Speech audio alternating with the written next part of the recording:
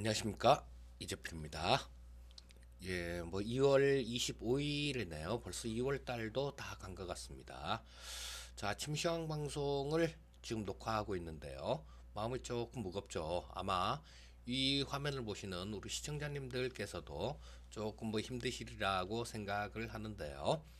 자, 미국 3대 지수가 폭락을 했습니다. 물론 뭐 그 전날 우리나라 시장에서 뭐 저 선물 기준으로 10포인트 넘게 급락을 하면서 좀 이런 부분들을 어느 정도 예상은 할 수 있게 그런 움직임은 나왔지만요. 또 막상 지금 다우 기준으로 1000포인트 이상 이렇게 빠지다 보니까 상당히 좀 우려가 큰 것 같아요. 자, 차근차근 하나씩 좀 살펴보도록 하겠습니다. 자, 일단 뭐 미국 시장 쪽, 참고로 유럽 시장 쪽 같은 경우도 뭐 3%대 정도, 다 이 정도 하락한 모습이었고요.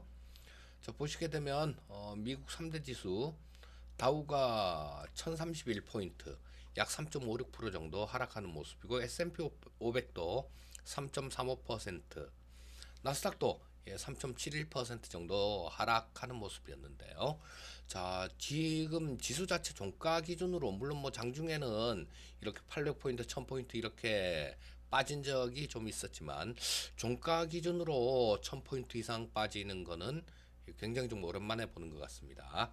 그만큼 이 시장을 짓누르는 그런 악재가 상당히 좀 많은 그런 시장이었다라는 얘기죠. 자, 근데 지금 뭐 표면적으로 나오는 이유들은 뭐 코로나19 이러면서 계속해서 바이러스 핑계를 대고 있는데요. 물론 이 코로나19가 트리거는 됐어요. 이게 방아쇠 역할은 했는데, 자, 실제로 이 코로나19에 의해서 이렇게 급락했다라고 보진 않고요. 일단 차트를 조금 보면서 말씀을 드리겠습니다.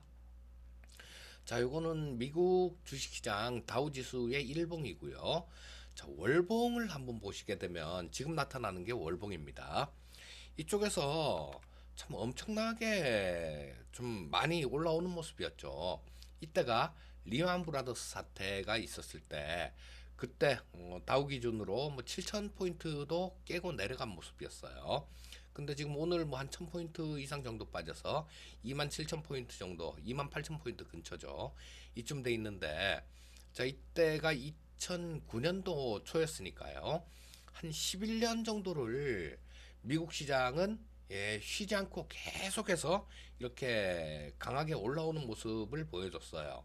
자, 요거는 이 캔들 하나가 한 달치입니다. 한 달치라서 자, 뭐 이런 것들로 인해서 지금 시장이 좀 고평가 논란이 좀 있죠. 자, 요런 부분이 한 가지가 좀 작용을 했다라고 보시면 될 거고요. 또 하나, 이 샌더스란 사람, 저 민주당 대선 후보요.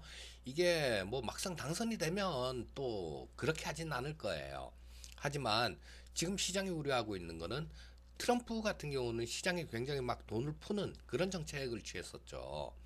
저 뭐 법인세도 깎아주고 소득세도 깎아준다 그런다. 근데 이 민주당의 후보 중에 버닝이 샌더스라는 분 같은 경우는 저 뭐 이 증세에 대한 얘기를 좀 많이 하고 있어요. 자, 그래서 월가 측면, 주식 증시 측면에서는 조금 안 좋게 해석을 하는 경우가 많은데요. 그 샌더스가 네바다주에서 1위를 차지했다라는 그런 소식이 또 부담감을 준 하루였었고요. 그거 외에도 또 있었죠. 자, 뭐냐면 지금 이유가 뭐 고평가돼 있다라는 거, 그다음에 샌더스가 1위로 치고 나왔다는 거, 그리고 그거 외에도 또 무역 분쟁에 대한 우려감들도 좀 존재하고 있었습니다. 이 전체 주식 시장이 저 코로나19 때문에 뭐 굉장히 많이 여러 가지 사안들이 좀 묻히고 있는 그런 상황이에요. 자, 얼마 전에 중국 쪽에서는 미국의 CNN 기자들을 추방하는 그런 사건이 있었습니다. 자, 미국 쪽에서 좀 악의적인 보도를 한 거에 대한 보복, 뭐 그런 걸로 좀 생각을 하고 있고요. 또, 이 중국이 굉장히 지금 약한 상태죠. 자, 그런데, 이 미국 쪽에서 텐센트라는 중국 회사, 중국의 4대 IT 회사 중에 하나가 텐센트입니다. 자, 뭐 전 세계 게임 업체들 중에 가장 큰 기업이 텐센트라고 보시면 돼요. 자, 근데 이 텐센트에 대해서 제재하는 법안들, 방안들, 자, 요런 것들이 좀 얘기가 나왔습니다. 물론, 예, 코로나19 때문에 전부 다 이게 수면 아래로 가라앉았지만요. 그리고 또, 어제는 G20 재무장관 회의에서 디지털세 부과하는 내용들, 자, 이런 부분들이 하락 압력으로 작용을 했습니다. 디지털세를 부과를 한다라면 유럽 쪽에서 하는 얘기죠. 구글이나 이런 미국 기업들, 글로벌 공영 기업들에 대해서 디지털세를 부과하겠다. 자, 이런 것들은 미국 측면에서 볼 때는 트럼프 측면에서 볼 때는 상당히 기분 나쁜 일이에요. 그래서 요런 게 또다시 미국하고 EU의 그 무역 분쟁으로 이어지는 거 아니냐 이런 우려감들, 자, 이런 여러 가지 요인들이 좀 복합적으로 작용을 하면서 미국 시장도 폭락을 한 모습이었다, 이렇게 보시면 되겠습니다. 자, 그럼 우리 시장으로 넘어와서 수급을 좀 간략하게 짚어보도록 하겠습니다. 자, 어제 외국인들은 굉장히 많이 팔았어요. 어제 하루만 약 7,860억 정도를 매도를 했고요. 장중에 이 수급을 조금 면밀하게 지켜보시면 좋습니다. 이 수급을 한번 보고 종가에 그냥 딱 보고 말면 굉장히 많이 팔았네, 이 정도는 알 수 있겠지만 그 시장에 얘네들이 매매하는 흐름들, 이런 것들을 캐치하지 못해요. 자, 아침에 외국인들 같은 경우는 조금 좀 매도를 조금 했었어요. 그런데 이렇게까지 매도는 안 했었는데, 자, 시장이 조금 진행돼 가면서 뭐 한 30분, 1시간 이렇게 진행돼 가면서 반등할 기미가 없어 보이니까 외국인들은 이 현물 시장 쪽, 전에는 선물 시장 쪽에서 먼저 매도가 나왔었죠. 며칠 전부터. 자, 근데 이 현물 시장 쪽에서도 매도 물량을 막 내놓는 모습이었어요. 자, 그래서 요런 것들은 외국인들의 나름대로 고충을 좀 알아야 되는데요. 그게 뭐냐 하면 이 원달러 환율을 이런 민감한 시기에, 이런 좀 불안한 시기에는 원달러 환율을 잘 보셔야 된다고 계속 말씀드리고 있죠. 그 이유가 뭐냐 하면, 예를 들어서 이 외국인들 입장에서 원달러 환율이 올라가면 어떻게 되겠습니까? 자, 지금 요즘처럼 불안한데 그럼 주가는 어제도 우리나라 시장 급락을 했죠. 주식 사는 외국인들 입장에서는 저 주식을 사서 거기에서 손해가 나요. 그리고 원달러 환율이 1150원에서 만약에 1200원까지 올라왔다, 이런 상태가 된다면 전에 같은 경우는 1100원만 1150원만 줘도 1달러를 바꿀 수 있었죠. 하지만 지금 이제는 1200원까지 올라와 버린 상태면 1200원을 줘야 바꾼다는 얘기예요. 그만큼 주가 빠져서 손해보고 이 환율에서 또 손해를 보고 양쪽으로 손해를 보게 돼 있습니다. 그런 측면에서 이 원달러율이 굉장히 중요하다라는 말씀을 드리고 있고요. 자, 그런 부분 때문에 어제 외국인들 매도는 굉장히 많이 초래가 된 하루였다, 이렇게 보시면 되겠습니다. 자, 코스닥 시장 한번 볼까요? 자, 뭐 코스닥 시장은 종목별로는 외국인들은 조금 매수를 했네요. 한 419억 정도 외국인들은 순매수를 했는데, 어떤 이 코스닥 시장 같은 경우는 코스피 시장에 종속돼 있는 그런 지수기 때문에 이 코스닥 시장 하나의 수급만으로 조금 의미를 둘 수는 없습니다. 물론 장마다 틀려요. 장마다 이게 시장이 불안하지가 않고 평상시 같은 시장에는 요 정도 419억 정도 매수가 들어오면 괜찮네라고 해석을 할 수 있을 텐데, 지금 현재 상황에서는 어떤 뭐 419억 샀다고 뭐 코스닥 시장은 좋고 코스피 시장은 안 좋고 이렇게 해석할 수는 없다라는 얘기입니다. 자, 선물 시장 한번 짚어보겠습니다. 선물 시장 쪽에서는 지금 뭐 외국인들은 한 687억 정도, 687억 정도를 순 매수하는 모습이었고요. 자, 그 다음에 금융투자가 한 8천억 정도를 순 매수했어요. 금융투자 쪽에서 굉장히 좀 많이 이렇게 매수를 했는데, 아무래도 이들 같은 경우는 그렇게 보는 것 같습니다. 어제 한 10포인트 정도 선물 기준으로 하락을 했으니까, 야, 이거는 조금 과하다, 추가로 더 빠진다고 하더라도 이 위에서는 팔 수 있을 거야 라는 그런 계산이 깔려 있는 듯한 그런 수급이에요. 자, 옵션 시장 쪽은 뭐 어제 같은 경우는 지금까지 그 만기 지나고 기관이나 외국인들 해오던 대로 해왔습니다. 자, 외국인들은 콜옵션 매도, 금융투자 쪽은 콜옵션 매수. 자, 외국인들은 아랫방향, 금융투자는 윗방향. 자, 그리고 풋옵션 쪽도 마찬가지였어요. 외국인들은 풋옵션도 한 117억 정도 샀네요. 그리고 금융투자가 143억 정도를 팔았고, 자, 이렇게 보면 풋옵션 쪽에서도 외국인들은 아랫방향으로 좀 보고 있고, 금융투자는 윗방향으로 좀 보고 있는 그런 모습이 나오고 있습니다. 자, 이들 두 주체가 지금 굉장히 좀 금액으로도 상당히 크게 대립을 하고 있는 것 같아요. 자, 이런 시장은 변동성 자체가 굉장히 커질 수 있고 시장 자체가 좀 급등락을 할 수 있는 그런 환경이다라는 걸 이 옵션 수급 쪽에서만 봐도 알 수가 있는 거죠. 자, 마지막으로 일단 저 차트를 보면서 코스피 차트를 보면서 자, 시장의 향후의 움직임들 그리고 대응 방법들을 말씀드리도록 하겠습니다. 자, 이 주식 시장 자체가 지금 굉장히 좀 지난주 후반에 굉장히 좀 중요한 자리에 있었는데요. 자, 22평선 자체가 위로 이렇게 돌려서 올라가느냐, 아니면 재차 꺾이느냐, 여기에 대한 기로가 지난주 후반 정도 있었는데, 자, 급락만 하지 않는다라면 22평선 자체는 돌아 나갈 모습이었는데, 안타깝게도 급락을 한 상태입니다. 그래서 좀 있으면 뭐 20일하고 60일 이평선 데드 크로스가 발생이 될 거예요.